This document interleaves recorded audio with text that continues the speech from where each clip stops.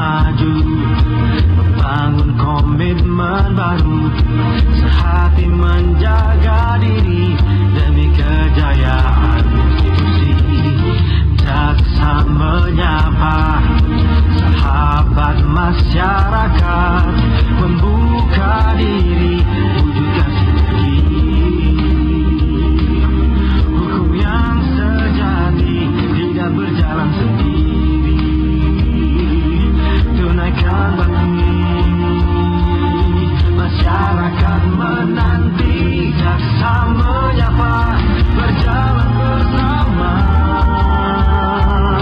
Jaksa menyapa, ada di tengah Anda. Tinggalkan masa lalu, sambutlah era baru. Jaksa menyapa, sahabat kita semua.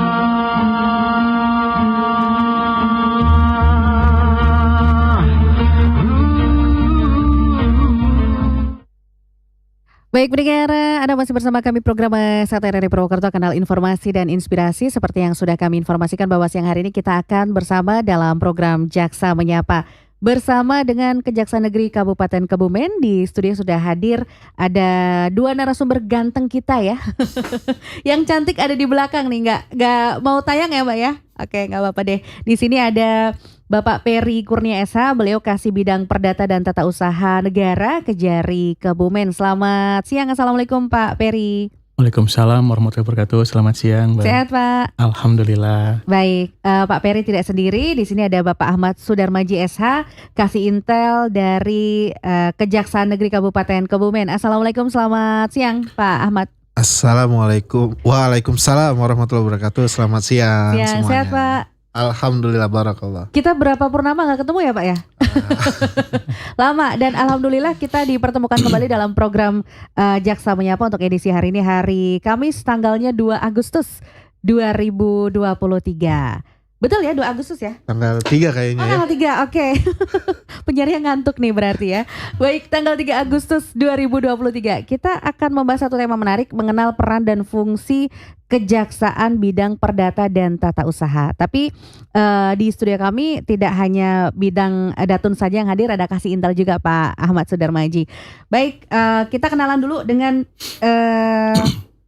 peran dan fungsi kejaksaan di bidang perdata dan tata usaha negara. Ini ada apa sih Pak Peri Kurnia di bidang perdata dan juga tata usaha negara ini?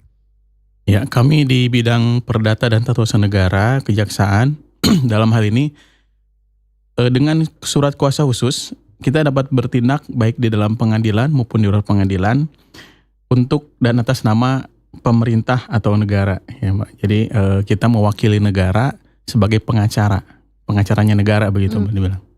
Oke. Jadi di bidang perdata dan tata usaha ini siapa yang bisa menggunakan jasa ini? Kan ada jaksa pengacara negara begitu ya Pak Peri ya? Ya, betul. Siapa sih yang bisa mendapatkan fasilitas ataupun juga pelayanan dari fungsi jaksa pengacara negara ini Pak? Ya, dapat kami jelaskan bahwa yang dapat menggunakan jasa jaksa pengacara negara itu terutama ya pemerintah, mungkin ya pemerintah pusat ataupun daerah, badan hukum, badan usaha milik negara atau milik daerah. Nah gitu, ada badan hukum lainnya ataupun masyarakat atau lembaga swasta itu bisa menggunakan jasa kita. Contohnya misalkan dalam hal untuk kepentingan umum, pembubaran PT umpamanya itu kan mewakili kepentingan masyarakat, itu seperti itu bisa kami di situ ada. Oke, baik. Kaitannya dengan bidang Datun, peran dari bidang Intel ini seperti apa Pak Ahmad? Jadi ketika Datun melakukan pengawalan, kami di sini bertindak beriringan, beririsan. Kami melakukan pengamanan di dalam setiap kegiatannya. Gitu. Oke, baik. Saya pengen tahu ini di Kabupaten Kebumen sepanjang 2023 ada berapa kasus yang mungkin ditangani atau ditangani ya oleh jaksa pengacara negara ini Pak Peri dan juga Pak Ahmad?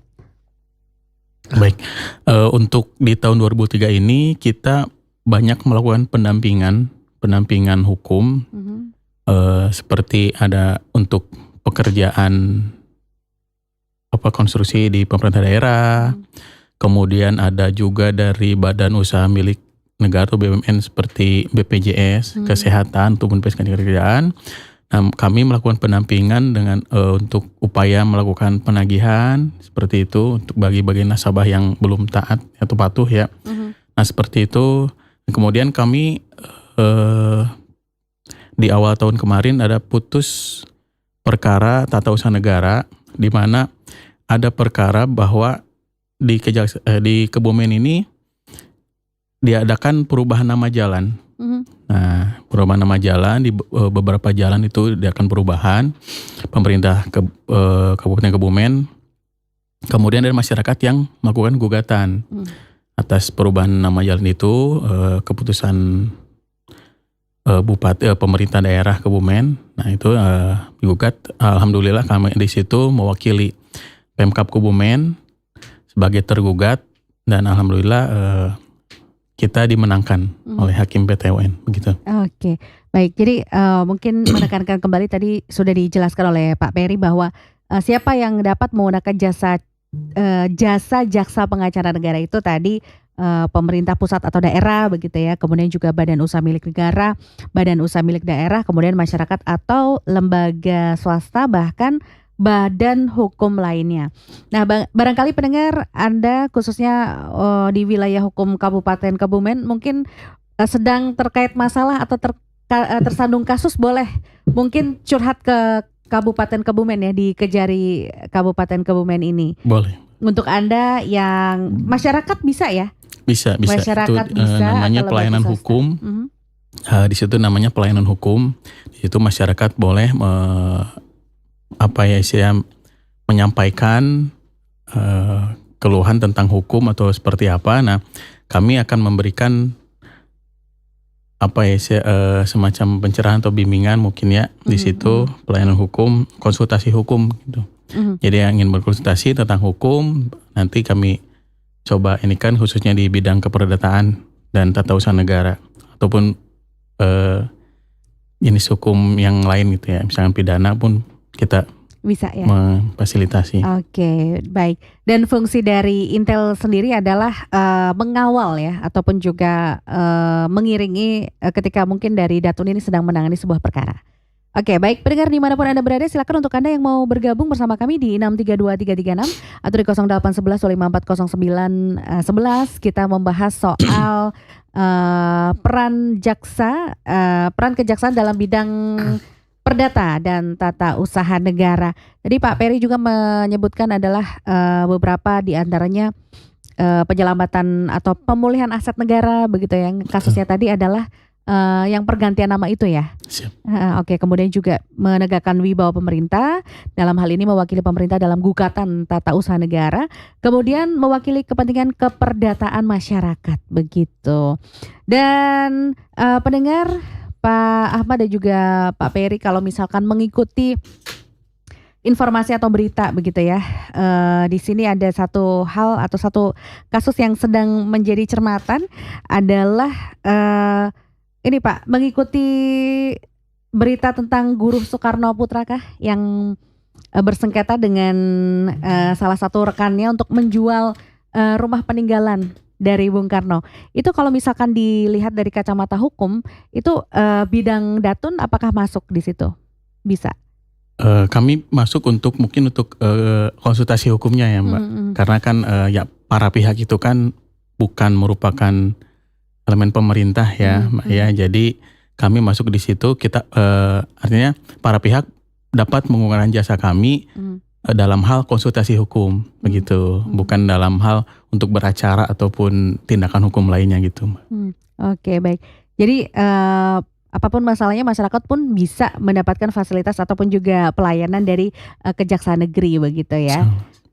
Kejaksaan Kabupaten Kebumen, kita bersama dengan dua narasumber kita pendengar, ada Bapak Peri Kurnia SH, Kasih Bidang Perdata dan Tata Usaha Negara, kemudian juga ada Bapak Ahmad Sudarmaji SH, Kasih Intel. Mungkin sambil kita menunggu kebersamaan dengan pendengar ya Pak, kita mau rileks dulu? Boleh ya. Oke, kita mau rileks dulu pendengar. Ada Payung Teduh menuju senja, tapi kita masih siang ya, belum senja.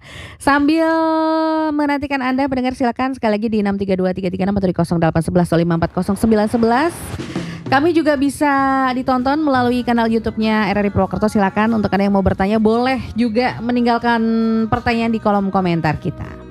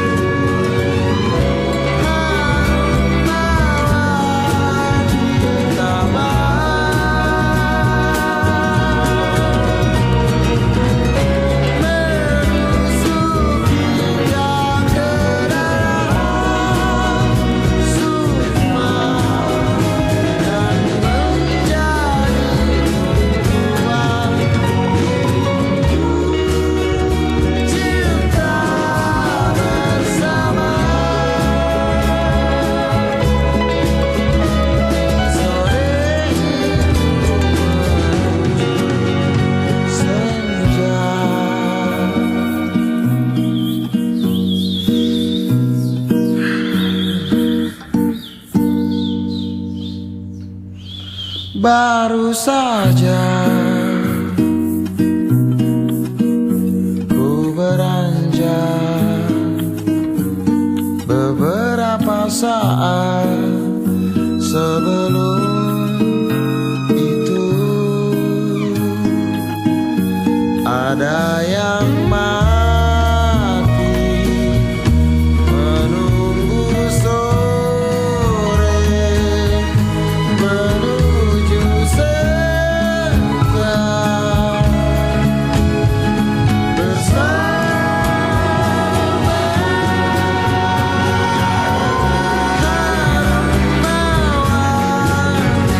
Nama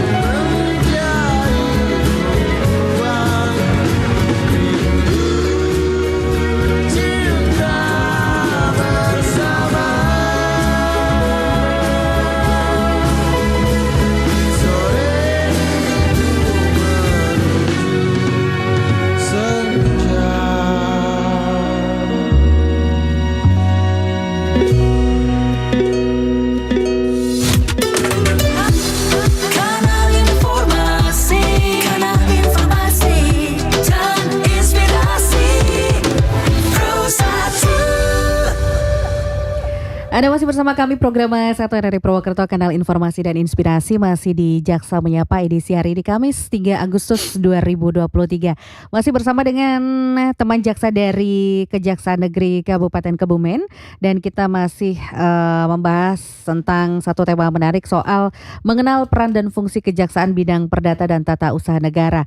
Bersama dengan Bapak Peri Kurnia SH, Kasih Bidang Perdata dan Tata Usaha Negara Kejari Kebumen, dan juga Bapak Ahmad Sudarmaji SH, Kasih Intel dari Kejari Kebumen. Bapak, sudah ada beberapa pendengar ini yang bergabung lewat WA di 0811 254 0911. Kita tanggapi satu persatu. Terima kasih untuk Ibu Nia di Purwokerto aja. Selamat siang Bapak narasumber. Saya ingin bertanya bagaimana caranya melakukan eksekusi terhadap kepemilikan aset yang telah diputuskan berdasarkan putusan Pengadilan Tata Usaha Negara yang berkekuatan hukum tetap. Apakah bisa mengajukan permohonan eksekusi terlebih dahulu kepada Pengadilan Tata Usaha Negara setempat? Begitu. Silakan Pak Peri atau Pak Ahmad. Biar yang ahlinya. Yang ahlinya, oke, baik, silakan. Atau sweet dulu boleh. Nanti saya mengisi yang lainnya. Baik, silakan Ya. Pak Peri. Untuk sengketa tun ya. Jadi begini, yang untuk perkara tun itu kan terkait dengan keputusan pemerintah ya. Pertama yang bersifat keputusan pemerintah itu tuh ada yang bersifat reheling, ada yang bersifat besiking, kan begitu ya.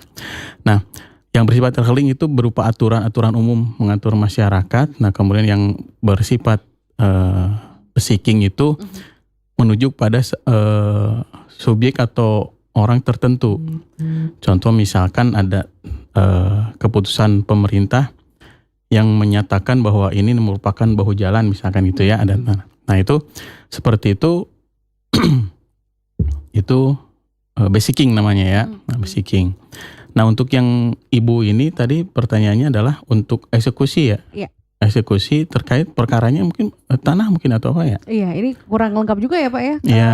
pertanyaannya gitu. Jadi aset yang telah diputuskan berdasarkan putusan Pengadilan Tun yang berkekuatan hukum tetap, apakah bisa mengajukan permohonan eksekusi terlebih dahulu kepada Pengadilan Tun setempat? Iya. Begitu. Aset itu kan juga kita bingung juga apa aset asetnya bergerak apa, atau tidak gitu. bergerak. Nah nanti jadi salah masukan, salah pendapat, jadi nanti menimbulkan kontroversi. Atau mungkin ketika mungkin asetnya bergerak bagaimana, asetnya tidak bergerak bagaimana Pak?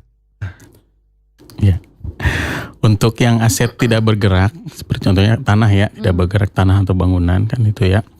Nah itu dimohonkan ke PT UN untuk, kan ada putusan tuh bahwa membatalkan keputusan PT pemerintah ya, pejabat dalam ini ya pejabat pemerintah.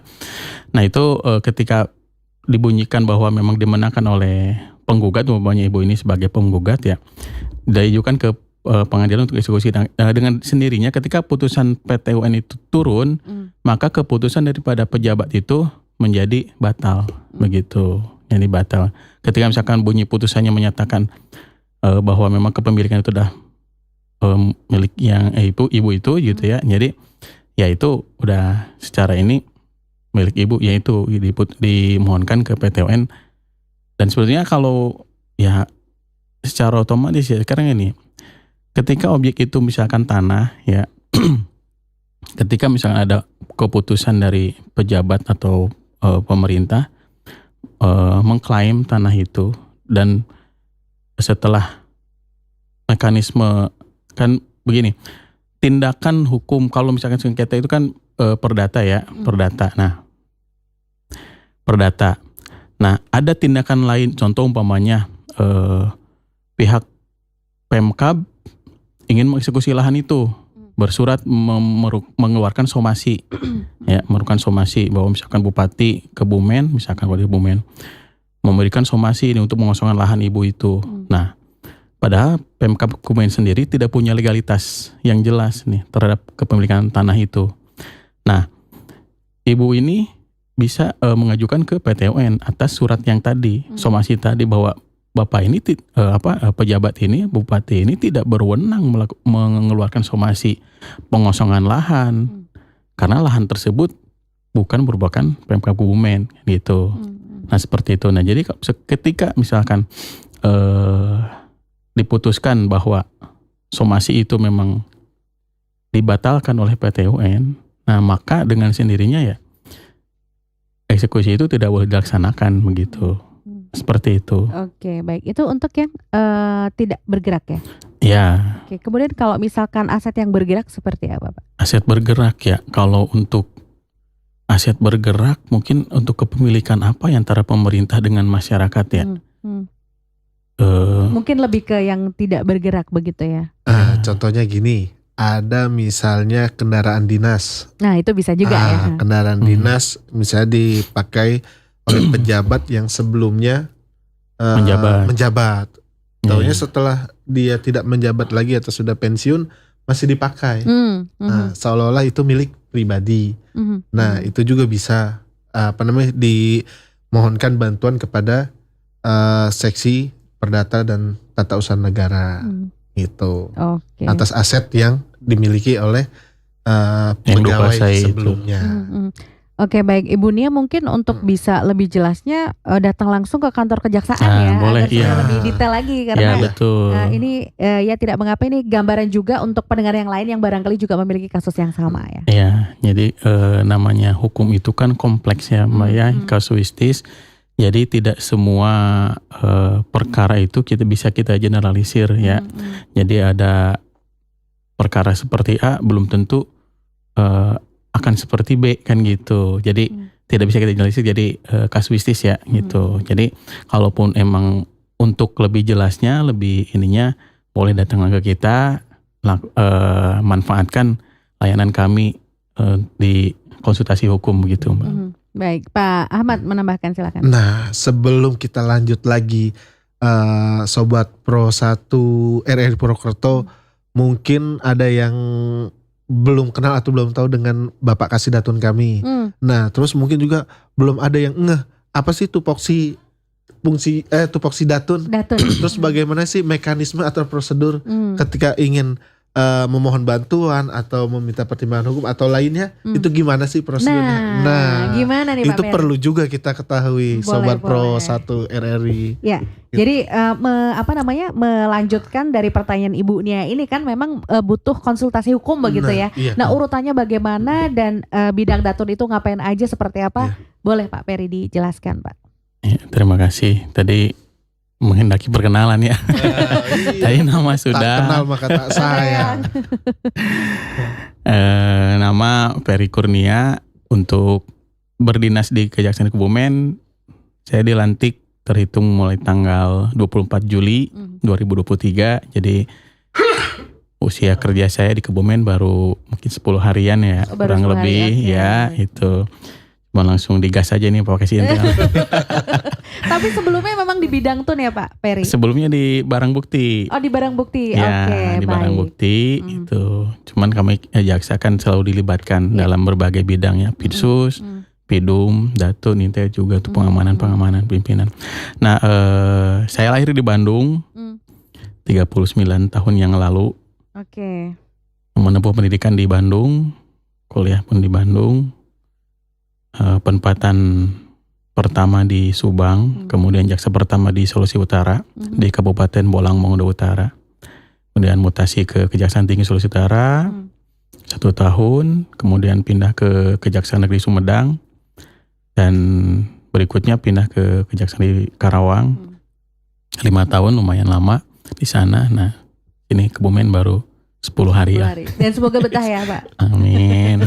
Kita lanjut. Nah lanjut untuk tadi ya, bidang tun ya. Gimana sih caranya agar supaya masyarakat seperti Ibu Nia ini dapat pelayanan fasilitas konsultasi bidang hukum begitu. Boleh. Kalau untuk konsultasi kita boleh. Kita di bidang datun nih ada berapa sih tupoksi kita? Oke. Apa aja sih tupoksi kita di bidang datun? Oke. Tupoksi untuk tupoksi kita itu dapat berupa bantuan hukum, ya, bantuan hukum, kemudian pertimbangan hukum, ada pelayanan hukum, Ada tindakan hukum lainnya. Nah, untuk bantuan hukum ini sendiri, misalkan kayak ada pendampingan untuk pekerjaan pemerintah ya. Di situ kami ada hadir untuk mengawal proses pembangunan agar berjalan dengan lancar, kemudian untuk memberikan rambu-rambu administrasi, rambu-rambu hal-hal apa yang tidak boleh dilakukan dan harus ditempuh manakala ada perubahan kontrak umpamanya seperti itu ya. Nah seperti itu tuh, bantuan hukum itu berupa litigasi dan non litigasi. Nah yang litigasi ya kita bersidang mewakili negara atau pemerintah, itu baik di bidang perdata maupun di tata usaha negara tadi, seperti contohnya ada yang pemerintah Kabupaten Kebumen digugat perihal perubahan nama jalan. Nah seperti itu ya. Kemudian pertimbangan hukum. Nah pertimbangan hukum itu kita ada legal opinion ya. Jadi kita memberikan pendapat hukum di situ manakala ada keraguan peraturan, kok peraturan ini seperti ini karena ini seperti ini. Nah boleh dimohonkan kita bikin pendapat hukum atau legal opinion ya. Nah kemudian ada juga legal assistant tadi pendampingan. Itu ada kemudian juga legal audit ya. Kemudian pelayanan hukum tadi ketika masyarakat ingin berkonsultasi tentang hukum, terlebih keperdataan dan tata usaha negara ataupun untuk bidang hukum lainnya ya, kami memberikan layanan itu ya. Nanti tindakan hukum lain seperti kita menjadi mediator. Nah mediator ini manakala ada dua lembaga atau instansi pemerintah yang ada sengketa ya, boleh dibilang sengketa atau ini. Nah kita jadi fasilitator di sini. Nah seperti itu Mbak. Itu mungkin kurang lebih tupoksi kita di Datun. Itu. Nah terus bagaimana sih kalau masyarakat atau siapa yang mau menggunakan jasa pengacara negara tuh bagaimana sih? Boleh datang langsung ke Kejaksaan Negeri Kebumen ya. Ada juga Halo JPN, kami punya layanan Halo JPN. Nah itu melalui website ya, website Kejaksaan Negeri Kebumen. Di situ ada menu Halo JPN. Nah di situ boleh bertanya konsultasi tentang hukum di situ. Apabila misalkan masyarakat untuk datang ke Kejaksaan Kebumen terlalu jauh atau mungkin menyita waktu, nah boleh di situ. Halo JPN itu Halo Jaksa Pengacara Negara. Oke, ya. Baik. Ya Ibu Nia mungkin detailnya seperti itu atau mungkin Ibu bertempat di mana? Kalau di Purwokerto ya ke Purwokerto, di Banyumas begitu ya. Kalau memang wilayah hukumnya Kebumen ya silakan ke Kebumen. Kita tinggalkan Bu Nia, ada Mas Haris di mana nih? Tidak menyebutkan di mananya. Dengan hormat Bapak narasumber, mohon diberikan informasi instansi yang berwenang untuk membatalkan SK, sebab SK tahun 2008 dipakai dasar untuk menerbitkan surat tugas Juli 2020. Padahal SK tersebut telah dicabut sebelum Juli 2020 dengan SK Bupati 2020. Terima kasih atas bantuannya. Ini juga tidak disebutkan SK apa gitu ya dan bagaimana. Gimana Pak? Mau ditanggapi? SK-nya SK apa ya? Iya, mungkin untuk yang mengajukan pertanyaan agar lebih detail detail ya Bu lagi ya. Karena kita bukan paranormal ya. Nanti jadi paranoid ya. Tapi setidaknya ada gambaran nggak sih Pak? Mungkin bisa diraba nih pertanyaan dari Mas Haris yang tidak menyebutkan tempatnya di mana. Mungkin gini kali ya, Pak Kasidatun, ada SK satu orang pegawai, gitu kan, seorang pegawai yang dibatalkan oleh pemerintah setempat, mungkin kali gitu aja simpelnya ya. Itu kemana sih harus melaporkan atau bagaimana proseduralnya? Gitu. Iya. Jadi terkait keputusan tata usaha negara ya, pejabat pemerintah tadi, saya mungkin harus melihat dulu apakah ini sifatnya basiking ataupun reheling ya. Karena kemungkinan sih mungkin basiking ya. SK entah itu mutasi pegawai mungkin ya. Kita belum tahu karena Masnya pun tidak menjelaskan.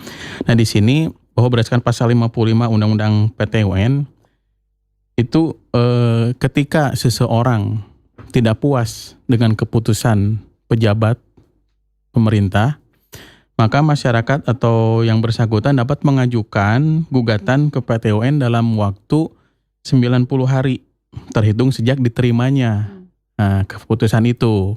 Umpamanya misalkan yang Mas tadi itu dapat SK mutasi nih, terhitung tanggal 1, tapi diterimanya tanggal 15 nih bulan Agustus. Nah, dihitungnya tuh sejak diterima itu tanggal 15, 90 hari jangka waktunya boleh diberi kesempatan untuk melakukan gugatan tata usaha negara. Nah, apabila lewat dari jangka waktu 90 hari, maka si penerima putusan itu dianggap menerima gitu. Berarti tetap ke pengadilan tata usaha negara ya Pak Kasidatunnya. Betul. Oke, baik, terima kasih Pak Peri sudah menanggapi. Dan terima kasih juga untuk Anda pendengar yang sudah bergabung. Alhamdulillah ini lumayan rame di 0811-540911. Ada Ibu Wit di Purwokerto. Selamat siang Bapak narasumber. Apakah rektor universitas swasta atau negeri termasuk pejabat TUN mengingat keputusan terhadap pemberhentian seorang mahasiswa itu dapat digugat di PT UN? Terkait pejabat yang berwenang. Nah, jadi ada rektor, dia memberhentikan mahasiswanya. Yang swasta? Yang swasta atau negeri? Kalau negeri mungkin kalau rektornya sendiri kan karena ditunjuk oleh menteri ya. Nah itu merupakan pejabat pemerintah karena itu pun merupakan bagian dari ASN ya. Nah kalau swasta kami enggak kayaknya ya. Karena swasta kan tidak termasuk, yayasan. tidak termasuk TUN ya berarti? Tidak. Jadi bukan merupakan objek TUN ya kalau untuk yang swasta. Oke, baik. Ya, pendengar silakan untuk Anda yang mau bergabung. Kita masih melaju sampai jelang nanti pukul 11 waktu Indonesia Barat. Terima kasih sudah ada 3 pendengar, ada Ibu Wit, Bu Nia dan juga Mas Haris yang sudah menanyakan dengan topik terkait, meskipun ada beberapa pertanyaan yang kurang detail kasusnya seperti apa ya, karena seperti yang Pak Peri sebutkan bahwa tidak semua kasus itu bisa digeneralisasikan, jadi seyogyanya kalau bertanya itu sedetail mungkin begitu. Terima kasih. Ada siapa ini? Namanya kok nggak disebutkan ya? Siapa dia? Siapa dia? Oke, tidak menyebutkan nama tapi ingin bertanya. Selamat siang Mbak Desi dan juga Bapak narasumber. Kasus apa sajakah yang diselesaikan di Peradilan Tata Usaha Negara? Kemudian upaya apa saja yang dapat ditempuh untuk melakukan penyelesaian sengketa keputusan TUN? Ya, tadi seperti yang pernah saya sampaikan tadi bahwa objek TUN itu kan ada keputusan pejabat pemerintah ya. Nah itu yang ada yang bersifat traveling maupun besiking. Nah yang besiking inilah yang bisa digugat ke Peradilan Tata Usaha Negara. Tadi jangka waktunya 90 hari setelah diterimanya atau diterimanya keputusan pejabat pemerintah tersebut begitu. Oke, Pak Ahmad menambahkan atau melengkapi? Boleh diulangi lagi tadi saya? Boleh. Jadi ini kasus apa saja yang diselesaikan di Peradilan Tata Usaha Negara, kemudian upaya apa saja yang dapat ditempuh untuk melakukan penyelesaian sengketa keputusan tata usaha negara? Contoh-contohnya ya? Iya, kasus apa saja sih Pak yang diselesaikan Peradilan Tata Usaha Negara? Kalau tadi dua narasumber kita sudah menyebutkan bahwa beberapa kasus di sepanjang 2023 adalah tentang nama jalan yang digugat oleh masyarakat. Itu kan kalau semoga saya nggak salah ya, itu TUN itu terkait keputusan dari pejabat yang berwenang. Contohnya tadi sudah ada misalnya gugatan nama jalan. Terus yang tadi disebutkan sama Pak Haris, yang SK ya. SK. Terus yang ini mahasiswa dari rektor. Nah itu salah satu contohnya. Contoh untuk penyelesaiannya itu tadi bisa dilakukan mediasi, dan kalau memang tidak ada titik temu non litigasi ya litigasi untuk dilakukan di pengadilan tun itu. Oke, ini ada yang menarik nih, litigasi dan non litigasi. Mungkin bisa lebih dijelaskan lebih detail lagi nih Pak Ahmad. Nah. Litigasi itu apa dan bagaimana, dan non litigasi itu? Intinya gini aja, kalau litigasi itu menyelesaikan permasalahan di melalui pengadilan, non litigasi di luar pengadilan. Atau secara kekeluargaan gitu kekeluargaan. ya. Maka itu beberapa waktu lalu mungkin kita di suasana yang berbeda dan di topik yang berbeda, pentingnya musyawarah di dalam Keluarga. berkeluarga atau bernegara atau bermasyarakat itu sangatlah penting. Gitu. Oke, baik. Pak Ahmad dan juga Pak Peri, kita mungkin mengikuti berita selebritis nggak? Tapi ada satu kasus yang menarik begini Pak. Jadi bingung nih Pak Ahmad nih. Gosip, saya nggak gosip. Bukan. Kita menyorotinya bukan gosip, tetapi kasusnya. Karena di sini dijelaskan bahwa siapa saja sih yang dapat menggunakan jasa jaksa pengacara negara. Salah satunya adalah masyarakat atau lembaga swasta. Ada satu kasus perceraian artis yang cukup menarik perhatian begitu. Sebutlah Ari Wibowo dan juga Inge. Ternyata dalam salah satu gugatannya si istri ini adalah menuntut nafkah yang seharusnya diberikan, nafkah lampau begitu. Nah mungkin kalau dari kacamata jaksa atau kacamata hukum itu apakah bisa seperti itu? Kemudian mungkin karena basically atau backgroundnya mereka adalah berduit ya, pasti lewat pengacara yang komersil begitu ya. Ketika mungkin ini menimpa masyarakat yang kurang beruntung begitu, Kejaksaan Negeri Kebumen bisa nggak masuk untuk penyelesaian kasus itu? Atau karena ini pengacara negara ya, seperti apa ini Pak? Iya, jadi izin Pak Kasidatun, sepengetahuan saya aja. Nanti selebihnya biar Pak Kasidatun yang melengkapi. Gini, itu dilihat dulu dari mana tempat para pihak itu. Kita lihat di situ. Terus JPN itu bisa masuk misalnya dalam hal bukan terkait masalah kayak gono gini ataupun apa, itu kan misalnya dia ada perjanjian pranikah, itu mereka bisa selesaikan. Nah terus kita bisa masuk misalnya gini, ada untuk pembatalan pernikahan. JPN di situ bisa masuk, bisa hadir. Misalnya sebelumnya tidak diketahui antara si A dan si B ini adik kakak, padahal saudara, itu. Nah, karena yang satu dibawa bapaknya, yang satu dibawa ibunya, akhirnya ketemu, menikahlah dia. Lalu di situ kami bisa masuk untuk melakukan pembatalan pernikahan, itu. Iya. Baik, jadi memang ada beberapa step-stepnya dulu yang harus di ini ya. Iya. Karena kan itu tadi yang saya ini biar yang lain juga tahu bagaimana sih mekanisme atau prosedur ketika misalnya ada mau meminta bantuan hukum ataupun pelayanan hukum, karena semuanya ada porsi atau tempatnya masing-masing dan penyelesaiannya pun berbeda-beda.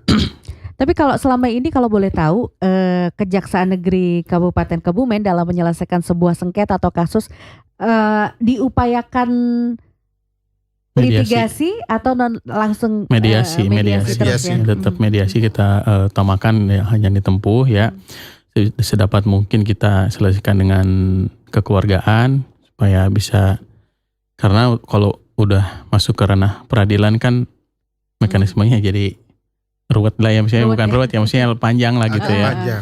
Prosesnya lama begitu ya. Begitu. Jadi dari pengadilan dari kejaksaan sendiri pun sebenarnya lebih mengupayakan mediasi, mencari win-win solution. Mana sih hasil yang terbaik untuk para pihak. Para pihak ya, bukan hanya satu pihak saja. Bukan.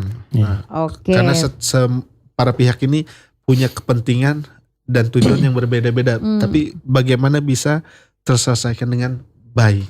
Oke, baik. Ya, kita masih ada waktu kurang lebih 5 menit ke depan. Masih ada beberapa pendengar juga yang bertanya nih Bapak. Ada Ibu Siti Rohmah di Cilacap. Selamat siang Bapak narasumber, saya ingin bertanya apakah keputusan Presiden dapat digugat atau tidak pada pengadilan TUN dalam perkara tata usaha negara? Tapi ini juga tidak disebutkan kasusnya apa begitu ya. Hanya ini aja. Cari yang lengkap-lengkap aja. Nah, Ini gimana dong? Jadi mungkin begini ya, sedikit jelaskan. Kalau untuk keputusan presiden kan begini, gugatan terkait dengan keputusan atau peraturan perundang-undangan, kalau keputusan presiden itu masuk ke dalam tataran peraturan perundang-undangan.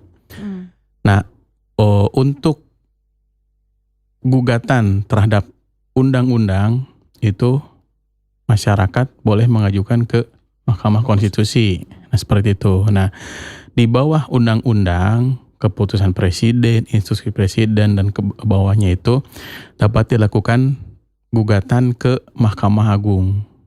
Begitu. Jadi, untuk yang keputusan presiden itu tidak termasuk dalam sengketa tata usaha negara ya, tapi masuknya ke tadi untuk membatalkan atau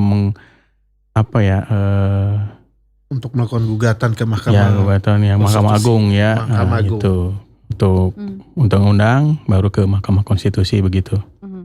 Oke, baik. Itu tadi beberapa komentar ataupun juga tanggapan dari narasumber kita. Mungkin sebelum kita menutup, tadi satu hal yang sangat menarik adalah penekanan dari Pak Ahmad ya, bahwa TUN itu sebenarnya apa dan bagaimana sih untuk bisa mendapatkan atau mekanisme bantuan hukumnya seperti apa, Pak Peri, sebelum kita tutup diskusi kita siang hari ini.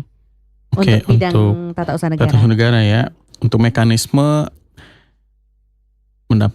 mekanisme untuk pelayanan kami di sini ada tiap pelayanan mungkin tiap mekanismenya tersendiri ya. Contoh misalkan kayak konsultasi hukum dapat datang langsung ke kantor kami Kejaksaan Negeri Kebumen ataupun melalui Halo JPN tadi di website Kejaksaan Negeri Kebumen. Nah, kemudian untuk bantuan hukum itu lembaga ya, lembaga pemerintah baik itu instansi maupun BUMN atau BUMD itu awalnya mengajukan permohonan dulu untuk diadakan bantuan hukum. Nah, kemudian kami terbitkan telaahan MOU dulu kan gitu. Kemudian berikutnya ketika ada permasalahan baru bersurat kembali menjelaskan menguraikan permasalahan apa dan kami akan melakukan telaahan apakah itu memang tupoksi kita ada di situ atau mungkin bukan tupoksi kita. Nah, manakala memang itu tupoksi kita maka dikeluarkan SKK surat kuasa khusus. Nah, untuk ya tadi bertindak di dalam ataupun di luar pengadilan, misalnya litigasi ataupun non litigasi. Nah, seperti itu bantuan hukum. Nah, barulah itu bila mana misalnya litigasi ya berarti kita bersidang mewakili badan usaha ataupun instansi tersebut. Nah, non litigasi ya tadi kita upayakan mediasi, perdamaian tadi win-win solution apa yang dinyatakan oleh Pak Kasintel seperti itu. Nah, adapun layanan perimbangan hukum lainnya pun sama gitu, manakala ada dua lembaga pemerintah yang bersengketa, umpamanya misalkan contoh nih lahan PDAM umpamanya, tapi di situ ada ini juga kena juga untuk masalah pembangunan tol umpamanya seperti apa. Nah, bila kedua pihak tidak ada titik temu, kami di situ hadir sebagai mediator. Nah, seperti itu. Oke, baik.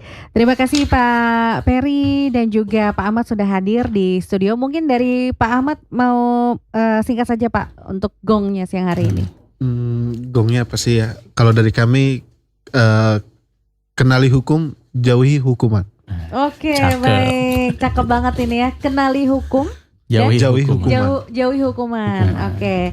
Biarkan Pak Jaksa di kantor ini duduk manis dengan tenang gitu ya. Tidak ada cantik. kasus tapi nggak mungkin juga ya Pak ya.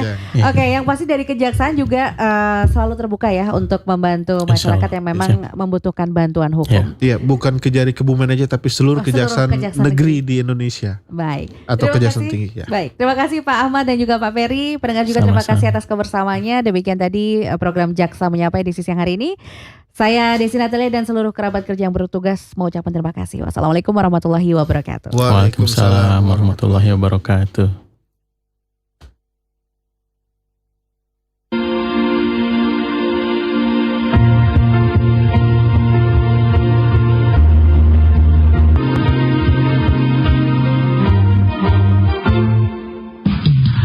bersatu kita maju, membangun komitmen baru, sehati menjaga diri demi kejayaan institusi.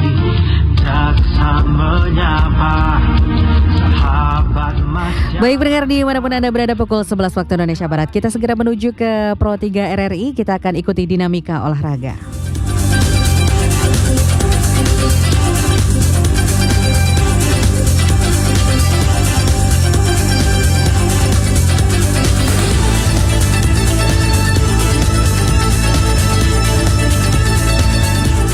Bayern Munchen taklukkan Liverpool 3-4 di laga pramusim Liga Inggris. Terus alami cedera mantan kiper timnas Italia, Gianluigi Buffon, berencana untuk pensiun. Timnas basket Indonesia